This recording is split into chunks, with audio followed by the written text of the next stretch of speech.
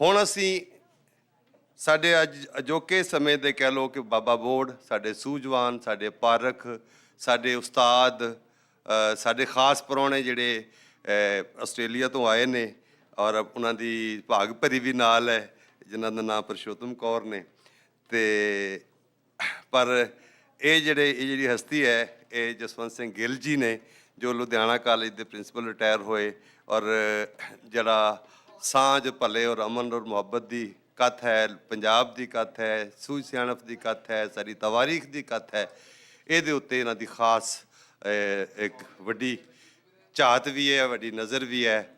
ਸੋ ਸਾਡੇ ਉਚੇਚੇ ਪ੍ਰਾਹੁਣੇ ਨੇ, ਸਾਡੇ ਜਿਹੜੇ ਡੈਲੀਗੇਟਸ ਆਏ ਨੇ, ਉਹਨਾਂ ਦੇ ਨੁਮਾਇੰਦੇ ਦੇ ਤੌਰ 'ਤੇ ਅਸੀਂ ਉਚੇਚੇ ਤੌਰ 'ਤੇ ਅੱਛਾ ਇਹ ਗੁਰਬਚਨ ਗਿੱਲ ਜੀ ਮੇਰੇ ਬੜੇ ਖਾਸ ਨੇ ਜੀ। ਉਹ ਮੇਰਾ ਸਮਝ ਲਓ ਕਿ ਮੇਰੇ ਬਜ਼ੁਰਗ ਮਿੱਤਰ ਨੇ, ਸੱਜਣ ਨੇ, ਅਤੇ ਮੇਰੇ ਨਾਲ ਬਹੁਤ ਹੀ ਪਿਆਰ ਹੈ।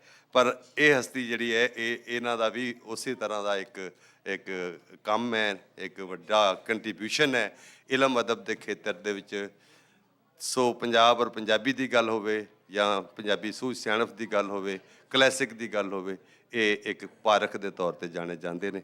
ਸੋ ਮੈਂ ਸਾਰੀ ਮੁਹੱਬਤ ਨਾਲ ਇੱਕ ਜੀ ਦੀਆਂ ਤਾੜੀਆਂ ਦੇ ਵਿੱਚ ਮੈਂ ਜਸਵੰਤ ਸਿੰਘ ਗਿੱਲ ਜੀ ਹੋਰਾਂ ਨੂੰ ਕਹਾਂਗਾ ਕਿ ਉਹ ਆਉਣ ਔਰ ਆ ਕੇ ਆਪਣੇ ਮਿੱਤਰਾਂ ਵੱਲੋਂ, ਆਪਣੇ ਸਾਥੀਆਂ ਵੱਲੋਂ ਸ਼ੁਕਰਾਨੇ ਦੇ, ਮੁਹੱਬਤ ਦੇ 4 ਲਫ਼ਜ਼ ਸਾਡੇ ਨਾਲ ਸਾਂਝੇ ਕਰਨ। ਤੁਹਾਡੇ ਸਾਰਿਆਂ ਦੀਆਂ ਇੱਕ ਵਾਰੀ ਫਿਰ ਤਾੜੀਆਂ, ਕਿਉਂਕਿ ਬਾਬਾ ਜੀ ਆ ਗਏ ਨੇ ਔਰ ਉਮਰ ਵੀ ਮੈਨੂੰ ਲੱਗਦਾ ਜੇ ਗੁਰਭਜਨ ਗਿੱਲ ਜੀ ਹੋਰਾਂ ਤੋਂ ਵੱਡੇ ਨੇ ਤੇ ਹੁਣ ਵਾਹਵਾ ਉਮਰ ਹੋਣੀ ਹੈ।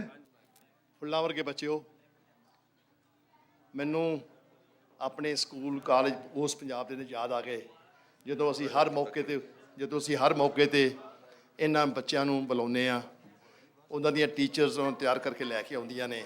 ਪੇਰੈਂਟਸ ਨੂੰ ਚਾਅ ਹੁੰਦਾ ਹੈ ਕਿ ਸਾਡੇ ਬੱਚਿਆਂ ਨੇ ਫਲਾਣੇ ਸਕੂਲ ਵਿੱਚ ਜਾ ਕੇ ਪ੍ਰੋਗਰਾਮ ਦੇਣੀ ਹੈ।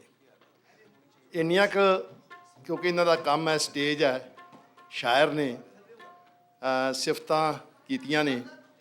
ਮੈਂ ਇਹ ਤਾਂ ਨਹੀਂ ਕਹਾਂਗਾ ਮੈਂ ਡਿਜ਼ਰਵ ਨਹੀਂ ਕਰਦਾ, ਕਿਉਂਕਿ ਇਹ ਵੀ ਰਿਵਾਜ ਹੀ ਹੈ। ਮੈਂ ਸਿੱਧਾ ਆਪਣੇ ਗੱਲ 'ਤੇ ਆਉਣਾ।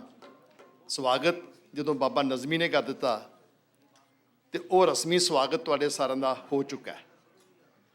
ਮੈਂ ਜਿਹੜੇ ਮੈਨੂੰ 5-7 ਮਿੰਟ ਮੈਂ ਲਵਾਂਗਾ ਉਹਦੇ ਵਿੱਚ ਜਿਸ ਪੰਜਾਬ ਨਾਲ, ਜਿਸ ਇਤਿਹਾਸ ਨਾਲ ਅਸੀਂ ਜੁੜੇ ਹੋਏ ਹਾਂ, ਉਹਦੇ ਬਾਰੇ 5-7 ਮਿੰਟ ਮੈਂ ਲਵਾਂਗਾ। ਬਾਅਦ ਸੈੱਟ ਕਰ ਲਿਆ ਯਾਰ। ਹਾਂਜੀ,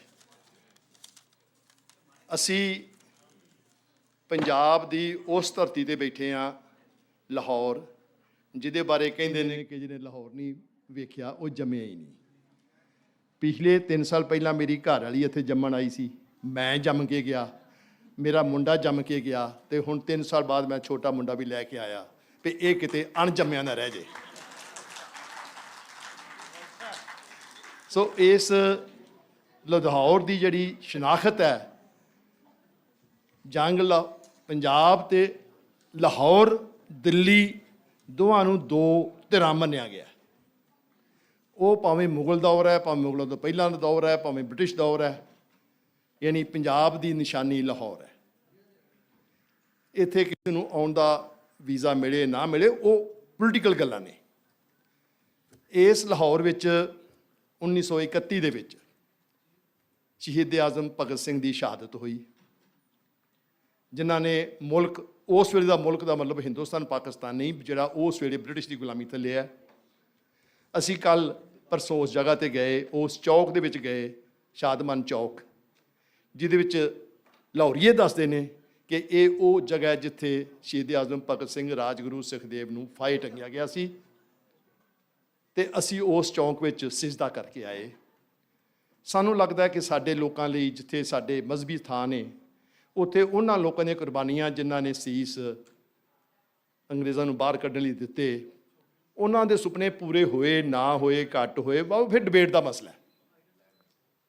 ਅਤੇ ਜਦੋਂ ਉਸ ਸ਼ਹੀਦ ਆਜ਼ਮ ਭਗਤ ਸਿੰਘ ਉਹਨਾਂ ਦੇ ਤਿੰਨਾਂ ਨੂੰ ਲਾਸ਼ਾਂ ਨੂੰ 24 ਮਾਰਚ ਨੂੰ ਸਵੇਰੇ ਫਾਹੇ ਦੌਣਾ ਸੀ, ਅਤੇ ਲੋਕਾਂ 'ਚ ਕਹਿੰਦੇ ਨੇ ਜੋਸ਼ ਇੰਨਾ ਸੀ, ਅੰਗਰੇਜ਼ ਨੂੰ ਡਰ ਲੱਗਦਾ ਸੀ ਕਿ ਲਾਹੌਰੀਆਂ ਨੇ ਸਾਡੇ ਕੋਲੋਂ ਇਹ ਬੰਦੇ ਖੋਹ ਲੈਣੇ ਨੇ ਜੇਲ੍ਹ ਤੋੜ ਕੇ। 23 ਨੂੰ ਫਾਂਸੀ ਲੱਗਣਾ, 24 ਨੂੰ। ਉਹਨਾਂ ਨੇ 23 ਤਰੀਕ ਰਾਤ ਨੂੰ ਤਿੰਨਾਂ ਨੂੰ ਫਾਹੇ ਟੰਗਤਾ। ਜਦੋਂ ਤਿੰਨਾਂ ਨੇ ਜੋਸ਼ ਵਿੱਚ ਇਨਕਲਾਬ ਜ਼ਿੰਦਾਬਾਦ ਦੇ ਨਾਅਰੇ ਮਾਰੇ, ਸਾਰੀ ਜੇਲ੍ਹ ਜਾਗ ਉੱਠੀ। ਬਾਹਰ ਲੋਕਾਂ ਨੂੰ ਪਤਾ ਲੱਗ ਗਿਆ ਭਾਈ ਇਹ ਕਾਣਾ ਵਾਪਰ ਗਿਆ, ਇਹਨਾਂ ਤਿੰਨਾਂ ਨੂੰ ਫਾਹੇ ਲਾਤਾ ਗਿਆ। ਲਾਹੌਰੀਏ ਵਗ ਪਏ ਸਾਈਕਲਾਂ ਤੇ ਦੌੜਦੇ। ਜਦੋਂ ਇਹ ਪਤਾ ਲੱਗਾ ਕਿ ਉਹ ਲਾਸ਼ਾਂ ਨੂੰ ਲੈ ਕੇ ਕਿੱਥੇ ਜਾ ਰਹੇ ਨੇ, ਕਸੂਰ ਵੱਲ ਜਾ ਰਹੇ ਨੇ। ਕਸੂਰ ਤੋਂ ਅੱਗੇ ਰਾਵੀ ਦਰਿਆ ਦੇ ਕੰਢੇ ਤੇ ਫਿਰੋਜ਼ਪੁਰ ਤੋਂ 8 ਮੀਲ ਉਰਲੇ ਪਾਸੇ ਉਹਨਾਂ ਦੇ ਟੁਕੜੇ ਕੀਤੇ ਬਾਡੀਜ਼ ਦੇ, ਉਹਨਾਂ ਨੂੰ ਬਰਨ ਕੀਤਾ ਗਿਆ। ਔਰ ਉਹਨਾਂ ਵਿੱਚ ਉਹ ਸ਼ਹੀਦ ਆਜ਼ਮ ਭਗਤ ਸਿੰਘ ਦੀ ਭੈਣ ਬੀਬੀ ਅਮਰ ਕੌਰ ਵੀ ਸ਼ਾਮਲ ਸੀ, ਜਿਹੜੇ ਲਾਹੌਰੀਏ ਭੱਜੇ ਉੱਧਰ ਨੂੰ, ਸੈਂਕੜਿਆਂ ਦੀ ਗਿਣਤੀ, ਹਜ਼ਾਰਾਂ ਦੀ ਗਿਣਤੀ 'ਚ। ਉੱਥੇ ਜਾ ਕੇ ਬਾਡੀਜ਼ ਹਾਫ ਬਰਨਡ ਸਨ। ਉਸ ਭਗਤ ਸਿੰਘ ਦੀ ਭੈਣ ਨੇ ਉੱਥੋਂ ਇੱਕ ਹੱਡੀ ਚੁੱਕੀ ਤੇ ਆਪਣੇ ਕੋਲ ਬਤੌਰ ਨਿਸ਼ਾਨੀ ਰੱਖ ਲਈ, ਜਿਹੜੀ ਅਜੇ ਵੀ ਉਹਨਾਂ ਦੇ ਪਿੰਡ ਵਿੱਚ ਅਜਾਇਬ ਘਰ 'ਚ ਰੱਖੀ ਹੋਈ ਹੈ। ਉਹਨੂੰ ਹੁਣ ਇਹ ਨਹੀਂ ਪਤਾ ਕਿ ਉਹ ਹੱਡੀ ਭਗਤ ਸਿੰਘ ਦੀ ਏ, ਰਾਜਗੁਰੂ ਦੀ ਏ, ਸੁਖਦੇਵ ਦੀ ਏ, ਪਰ ਉਹ ਹੱਡੀ ਉਹਨਾਂ ਸ਼ਹੀਦਾਂ ਦੀ।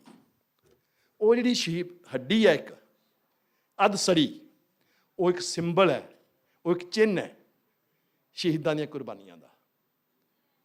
ਹੁਣ ਜਦੋਂ ਅਸੀਂ ਇਹ ਜਿਹੜੇ ਬੱਚੇ ਅੱਗੇ ਵਲੰਟੀਅਰ ਨੇ ਇਸ ਉਮਰ 'ਤੇ ਸੀ, ਤਾਂ ਉਸ ਸਮੇਂ ਸਾਡਾ ਬੀਬੀ ਅਮਰ ਕੌਰ ਦੇ ਨਾਲ ਉਸ ਪਾਸੇ ਬਾਬਾ ਸੋਹਣ ਸਿੰਘ ਭਕਨਾ ਦੀ ਫੋਟੋ ਲੱਗੀ ਹੋਈ ਹੈ, ਝੁਕੇ ਹੋਏ, ਉਹਨਾਂ ਨਾਲ ਸਾਡੀਆਂ ਮੁਲਾਕਾਤਾਂ ਅਕਸਰ ਹੁੰਦੀਆਂ ਸਨ। ਇਸੇ ਲਾਹੌਰ ਦੇ ਸ਼ਹਿਰ ਦੇ ਵਿੱਚ ਇੱਕ ਕਾਲਜ ਸੀ, ਨੈਸ਼ਨਲ ਕਾਲਜ ਲਾਹੌਰ।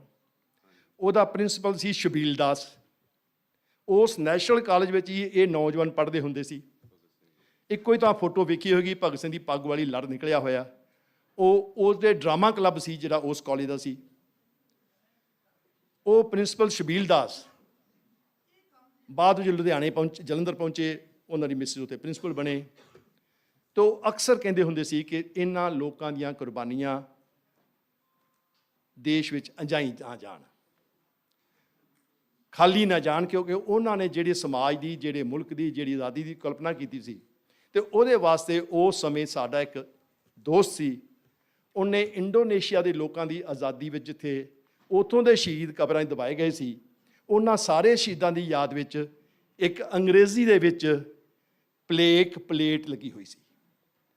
ਉਹ ਪਲੇਟ ਦਾ ਪੰਜਾਬੀ ਉਲਥਾ, ਪੰਜਾਬੀ ਰੂਪ ਸਾਡੇ ਇੱਕ ਦੋਸਤ ਸ਼ਾਇਰ ਨੇ ਕੀਤਾ। ਉਹ ਤੁਹਾਨੂੰ 5 ਲਾਈਨਾਂ ਸੁਣਾਉਣ ਤੋਂ ਬਾਅਦ ਮੈਂ ਸ਼ਾਬਾਸ਼ ਵੀ ਦਿਆਂਗਾ ਇੱਦਾਂ ਸਾਰਿਆਂ ਨੂੰ। ਔਰ ਇਹ ਹੈਰਾਨ ਵੀ ਮੈਂ ਹੋ ਰਿਹਾ ਕਿ ਦੁਨੀਆ ਦੀ ਵਾਹਦ ਕੌਮ ਅਸੀਂ ਹਾਂ, ਪੰਜਾਬੀ ਹਾਂ, ਜਿਹਨਾਂ ਨੂੰ ਦੱਸਣਾ ਪੈ ਰਿਹਾ ਕਿ ਤੁਸੀਂ ਪੰਜਾਬੀ ਹੋ ਔਰ ਪੰਜਾਬੀ ਤੁਹਾਡੀ ਬੋਲੀ ਹੈ। ਦੁਨੀਆ 'ਚ ਗੂਗਲ ਸਰਚ ਕਰ ਲਿਆ ਜੇ, ਛੋਟੇ ਤੋਂ ਛੋਟਾ ਵੀ ਕਬੀਲਾ ਹੋਏਗਾ, 10,000 15, ਉਹਨਾਂ ਦੀ ਵੀ ਪਤਾ ਹੋਏਗਾ ਸਾਡੀ ਬੋਲੀ, ਔਰ ਬੋਲੀ ਬੋਲਦੇ ਹੋਣਗੇ। ਅਸੀਂ ਦੁਨੀਆ ਦੀ 7ਵੀਂ ਆਬਾਦੀ, ਪਾਕਿਸਤਾਨ ਵਿੱਚ 60% ਲੋਕ ਪੰਜਾਬੀ। ਇੱਥੇ ਸਾਨੂੰ ਬਾਹਰੋਂ ਆਇਆ ਕਿ ਤੁਸੀਂ ਕਹੋ ਤੁਹਾਡੀ ਬੋਲੀ ਪੰਜਾਬੀ ਹੈ, ਤੇ ਮੈਂ ਕਿਉਂ ਆਖਾਂ? ਜਿਹੀ ਗੱਲ ਦਾ ਤੁਹਾਨੂੰ ਨਹੀਂ ਪਤਾ ਤੇ ਮੈਨੂੰ ਕੀ ਕੁੱਤੇ ਵੱਢਿਆ ਮੈਂ ਆ ਕੇ ਤੁਹਾਨੂੰ ਦੱਸਾਂ? ਤੁਹਾਨੂੰ ਪਤਾ ਹੈ। ਸੋ ਇਸ ਲਈ ਜਿਹੜੀ ਇਹ ਗੱਲ ਕੀਤੀ ਜਾ ਰਹੀ ਹੈ, ਤੁਹਾਨੂੰ ਹੀ ਦੱਸਿਆ ਜਾ ਰਿਹਾ ਕਿ ਤੁਸੀਂ ਪੰਜਾਬੀ ਹੋ ਤੇ ਪੰਜਾਬੀ ਤੁਹਾਡੀ ਬੋਲੀ ਹੈ, ਜਦ ਕਿ ਤੁਹਾਨੂੰ ਸਾਰਾ ਕੁਝ ਪਤਾ ਹੈ।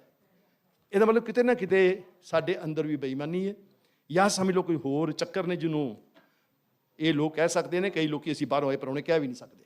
ਹੋਰ ਚੱਕਰ ਮੈਂ ਤਾਂ ਹੀ ਕਹਿਣਾ, ਉਹ ਚੱਕਰ ਮੈਂ ਕਹਿਣੇ ਨਹੀਂ ਨਾ।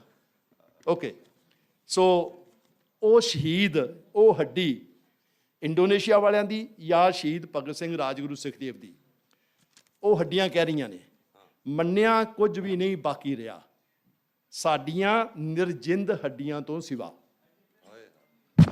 ਫਿਰ ਵੀ ਸਾਡੀ ਤੇ ਤੁਹਾਡੀ ਸਾਂਝ ਹੈ, ਹੱਡੀਆਂ ਕਹਿ ਰਹੀਆਂ ਨੇ। ਫਿਰ ਵੀ ਸਾਡੀ ਤੇ ਤੁਹਾਡੀ ਸਾਂਝ ਹੈ।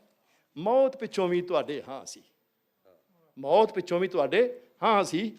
ਤੁਸੀਂ ਸਾਡੀ ਮੌਤ ਦਾ ਮੁੱਲ ਪਾਵਣਾ ਹੈ ਤੇ ਤੁਸਾਂ ਕਰਨਾ ਹੁਣ ਇਹ ਫੈਸਲਾ, ਕਿਸ ਲਈ ਅਸੀਂ ਜਾਨਾਂ ਸਨ ਵਾਰੀਆਂ, ਕਿਉਂ ਅਸੀਂ ਜੀਵਨ ਨੂੰ ਆਖੀ ਅਲਵਿਦਾ। ਸਮੇਂ ਦੇ ਹੋਠਾਂ ਦੀ ਫਰਕਣ ਹੋ ਤੁਸੀਂ, ਸਮੇਂ ਦੇ ਹੋਠਾਂ ਦੀ ਫਰਕਣ ਹੋ ਤੁਸੀਂ, ਤੁਸੀਂ ਹੋ ਜਿੱਤ ਲਈ। ਸੌਰੀ, ਅਸਾਂ ਤਾਂ ਨਿਰਸ਼ਬਦ ਬੇਆਵਾਜ਼ ਆ। ਹੱਡੀਆਂ ਕਹਿ ਰਹੀਆਂ ਅਸੀਂ ਤਾਂ ਨਿਰਸ਼ਬਦ ਬੇਆਵਾਜ਼ ਹਾਂ, ਸਾਡੀ ਕੋਈ ਆਵਾਜ਼ ਨਹੀਂ। ਫਿਰ ਵੀ ਕਾਲੀ ਤੇ ਬੋਲੀ ਰਾਤ ਨੂੰ ਵਕਤ ਹੁੰਦਾ ਜਦੋਂ ਗੁੰਮਸੁੰਮ ਜਿਹਾ, ਫਿਰ ਵੀ ਕਾਲੀ ਤੇ ਬੋਲੀ ਰਾਤ ਨੂੰ ਵਕਤ ਹੁੰਦਾ ਜਦੋਂ ਗੁੰਮਸੁੰਮ ਜਿਹਾ, ਘੜੀ ਦੀ ਟਿਕ ਟਿਕ ਜਦੋਂ ਹੈ ਗੂੰਜਦੀ, ਅਸੀਂ ਇਹ ਪੈਗਾਮ ਦਿੰਦੇ ਹਾਂ ਸਦਾ, ਯਾਦ ਸਾਡੀ ਨੂੰ ਤੁਸਾਂ ਸਾਂਭਣਾ ਤੇ ਸਾਡੀ ਰੂਹ ਨੂੰ ਜਿਉਂਦੇ ਰੱਖਣਾ। ਇਹ ਇੰਡੋਨੇਸ਼ੀਆ ਦੇ ਸ਼ਹੀਦਾਂ ਦੀ ਯਾਦਗਾਰ ਹੈ।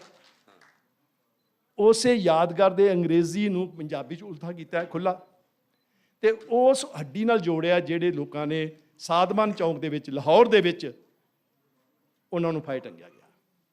ਸੋ ਬਹੁਤ ਬਹੁਤ ਸ਼ਾਬਾਸ਼ ਬਾਬਾ ਜੀ।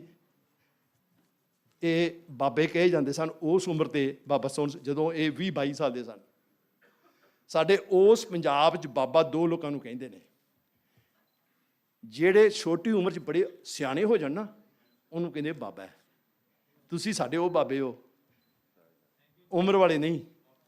ਥੈਂਕ ਯੂ, ਧੰਨਵਾਦ। ਇਹ ਵੀ ਛੋਟੀ ਉਮਰੇ ਸਿਆਣੇ, ਹਾਂਜੀ, ਛੋਟੀ ਉਮਰੇ ਹੋਏ ਨੇ। ਬਾਕੀ ਛੋਟੀ ਉਮਰ ਤੋਂ ਵੀ ਪਹਿਲਾਂ। ਨਹੀਂ ਬਾਬਾ ਜੀ ਕੋਲੋਂ ਪੁੱਛੀਏ ਨਾ, ਉਹ ਦੱਸ ਦਿੰਦੇ ਕਿ ਉਹ ਇੰਡਸਟਰੀ 'ਚ ਹੀ ਕੰਮ ਕਰਦੇ ਸੀ, ਜੇ ਯੰਗ ਸਨ, ਬਿਲਕੁਲ ਯੰਗ ਸਨ, ਜਵਾਨੀ 'ਚ, ਤੇ ਉਦੋਂ ਦਾ ਨਾਂ ਪੈ ਗਿਆ ਬਾਬਾ।